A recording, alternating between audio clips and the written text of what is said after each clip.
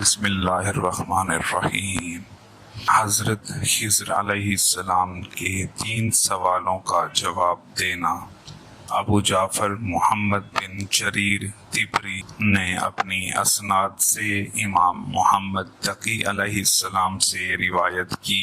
آپ نے اپنے آبائے طاہرین کی سند سے بیان فرمایا کہ امیر المؤمنین امام المتقین مولا علی علیہ السلام اپنے ساتھ امام حسن مجتبی علیہ السلام کو ساتھ لے کر مسجد کوفہ میں تشریف لائے۔ لوگ آپ علیہ السلام کے گرد جمع ہوئے۔ اس اثناء میں ایک خوبصورت شکل و صورت رکھنے والا شخص مسجد میں داخل ہوا اور اس نے آپ علیہ السلام پر سلام کیا اور آپ علیہ السلام کے سامنے بیٹھ گیا۔ پھر اس نے کہا، امیر المومنین علیہ السلام، میں آپ سے سوالات کرنا چاہتا ہوں۔ اگر آپ نے ان کا درست جواب دے دیا تو میں سمجھوں گا کہ آپ علیہ السلام کے مخالف باطل پر ہیں، اور اگر آپ علیہ السلام جواب نہ دے سکے تو میں سمجھوں گا کہ آپ اور آپ کے حریف یکساں حیثیت کے مالک ہیں۔ امیر المومنین علی ابن ابی طالب علیہ السلام نے فرمایا، جو چاہو پوچھ لو۔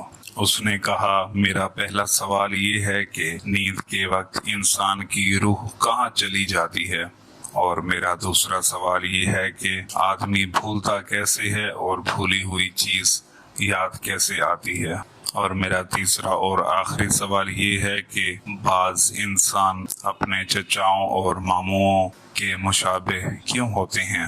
جب امیر المومنین علی ابن ابی طالب علیہ السلام نے یہ سوال سنے تو آپ علیہ السلام نے امام حسن علیہ السلام سے فرمایا، بیٹا آپ ان سوالوں کا جواب دیں۔ امام حسن علیہ السلام نے فرمایا کہ تمہارے پہلے سوال کا جواب یہ ہے کہ جب آدمی سوتا ہے تو اس کی روح حری سے معلق ہو جاتی ہے اور حری ہوا سے معلق ہوتی ہے، اور جب انسان پیدا ہونا چاہتا ہے تو اگر اللہ اس کی روح کو واپس جانے کی اجازت دیتا ہے تو وہ روح ریح کو جذب کرتی ہے اور ریح ہوا کو جذب کرتی ہے، اور یوں روح واپس بدن میں لوٹ آتی ہے، اور اگر اللہ روح کو جسم کی طرف واپس جانے کی اجازت نہ دے تو ہوا ریح کو جذب کرتی ہے اور پھر روح بدن سے جدا ہو جاتی ہے، اور روح و بدن کا اتصال پھر قیامت کے دن تک مؤخر کر دیا جاتا ہے۔ اور جہاں تک یاد آوری اور نسیان کا تعلق ہے تو انسان کا دل ایک برتن میں بند ہے اور برتن پر ایک ڈھکن ہے۔ اگر انسان محمد و آل محمد پر مکمل درود پڑھے تو وہ ڈھکن اس برتن سے ہٹ جاتا ہے اور دل کھل جاتا ہے، اور انسان کو بھولی بسری بات یاد آ جاتی ہے۔ اور اگر کوئی محمد و آل محمد پر درود نہ پڑھے یا دم بریدہ درود پڑھے تو وہ ڈھکن مضبوطی سے جم جاتا ہے اور انسان کو یاد شدہ چیز بھی بھول جاتی ہے۔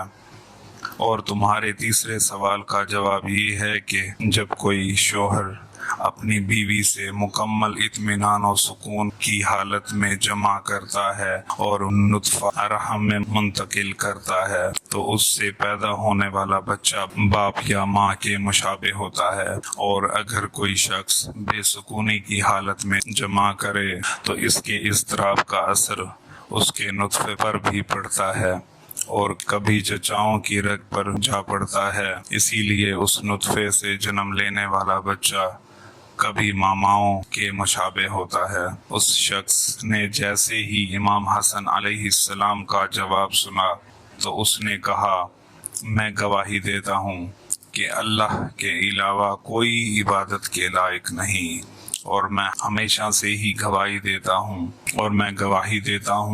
کہ محمد صلی اللہ علیہ وآلہ وسلم اللہ کے رسول ہیں، اور میں ہمیشہ سے یہ گواہی دیتا ہوں۔ پھر اس نے امیر المؤمنین علیہ السلام کی طرف اشارہ کرتے ہوئے کہا، میں گواہی دیتا ہوں کہ آپ علیہ السلام رسول خدا کے وصی ہیں، کہ آپ ان کی حجت کو قائم کرنے والے ہیں، اور میں ہمیشہ سے یہ گواہی دیتا رہا ہوں۔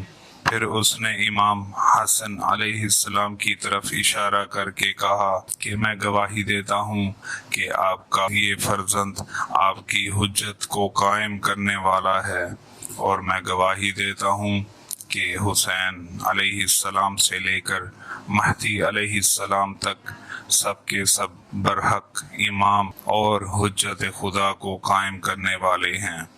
پھر اس نے کہا، امیر المومنین علیہ السلام، آپ پر سلام ہو اور اللہ کی رحمت اور برکتیں ہوں۔ یہ کہہ کر وہ مجمع سے اٹھ کر چلا گیا۔ امیر المومنین علیہ السلام نے امام حسن علیہ السلام سے فرمایا، بیٹا اٹھ کر دیکھو یہ شخص کہاں جا رہا ہے۔ امام حسن علیہ السلام اٹھے اور چند لمحات بعد واپس آئے، اور انہوں نے امیر المومنین علیہ السلام سے عرض کیا، ابا جان، جیسے ہی اس نے مسجد سے باہر قدم رکھا تو وہ نگاہوں سے اوجھل ہو گیا اور مجھے کہیں دکھائی نہیں دیا۔ امیر المومنین علی علیہ السلام نے فرمایا، فرزند، اسے جانتے ہو کہ یہ کون تھا؟ آپ علیہ السلام نے عرض کیا، اللہ اور اس کے رسول اور امیر المومنین علیہ السلام بہتر جانتے ہیں۔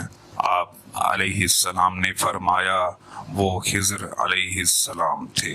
بحوالہ معجزات آل محمد، جلد نمبر 2، مدینۃ المعاجز، صفحہ نمبر 78۔ حضرت علامہ محمد حسن جعفری نے اس روایت کو اپنی کتاب معجزات آل محمد کی جلد نمبر 2 میں کوٹ کیا ہے، اور حوالہ جات دینے کا مقصد صرف یہی تھا کہ سب مومنین کو حوالہ جات کے ساتھ معجزات امام علیہ السلام پہنچائے جائیں، اور اس کے دلائل الامامت الکافی اور تفسیر قمی میں بھی درج ہیں۔